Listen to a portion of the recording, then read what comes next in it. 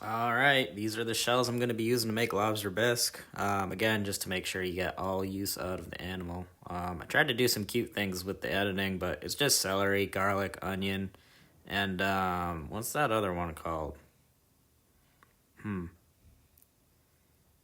Damn, what's it called?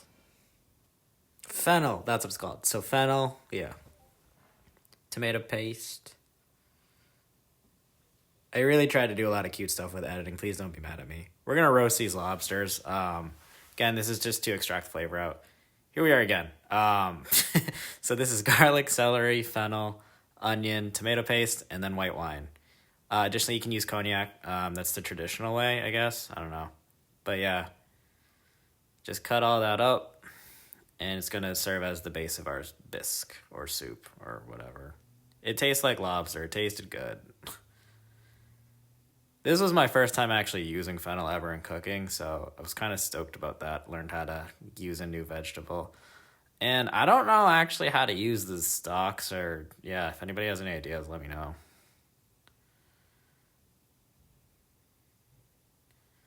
Yep, and just go through the process of chopping all this. And then it's gonna get into one big pot, essentially. Yeah. Soups aren't too crazy hard, fortunately. And I think I'm pretty decent at making soups. I personally prefer like meat soups or stews. I don't know what you want to call it. I like Asian soups, I guess. Soups with noodles and meat. But this is also pretty good too. Tastes like the sea. All right, we're just going to stir these all together, give them some little color. Pretty self-explanatory. It's not too difficult. You shouldn't be freaking out at this point yet. Yeah, and just a reminder, our lobsters are in the oven, and again, that's just to extract the sea flavor.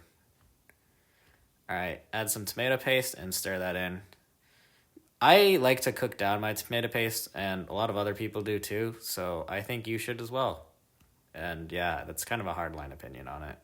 I will admit, that's the only thing I have a hardline opinion on. Ooh, getting steamy. So yeah, just stir it all together to make sure it doesn't burn. And right before it is gonna burn, we're gonna add some liquid to this and then scrape the bottom of the pan to deglaze. So we're adding white wine, and we're gonna make sure we cook all that off, because it would be really sad if you didn't cook it all off. It would taste like alcohol. Which some people like alcohol. I mean, I like alcohol. I just don't think I'd like it in my lobster bisque, personally.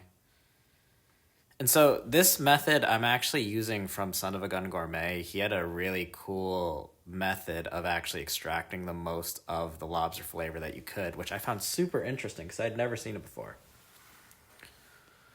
But yeah, just keep stirring. Again, make sure you cook out all of the booze.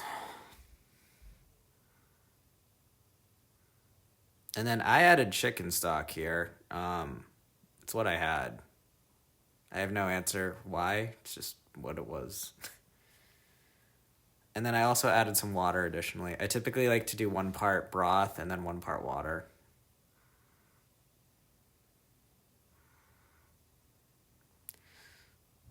So at some point, you add the lobster and then just let it sit for a long time. It's a soup. Just come back to it at whatever point once you remember that you were making soup.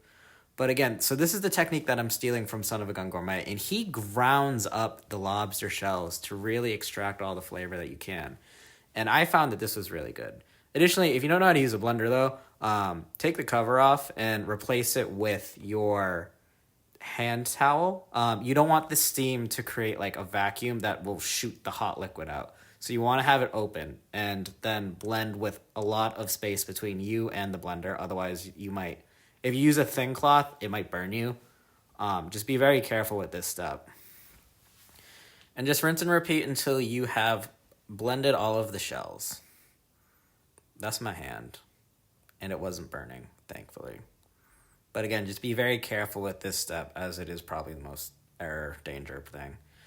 Additionally, you also want to strain your soup because you don't want to get that shell. So make sure you use a really fine mesh sieve to make sure you don't get the shell in your soup. Again, these instructions will be below. The video itself is just to give you an idea of what it should look like and what steps. So now we're going to bring this back up to heat.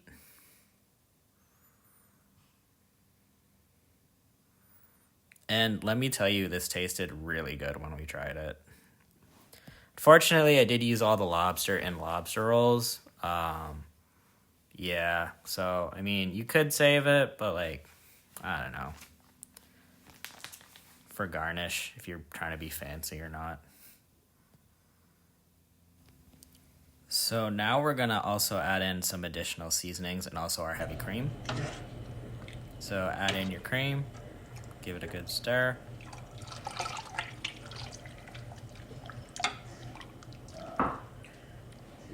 And just keep stirring. Measurements will also be in the description, I guess. So now I'm just trying to select which spices, and I chose, what is that?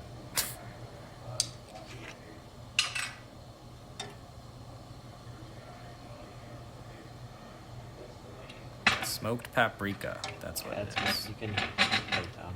Or turmeric. Stop. I might be super wrong here. I would put smoked paprika What and is it? salt. But this is what it should look like.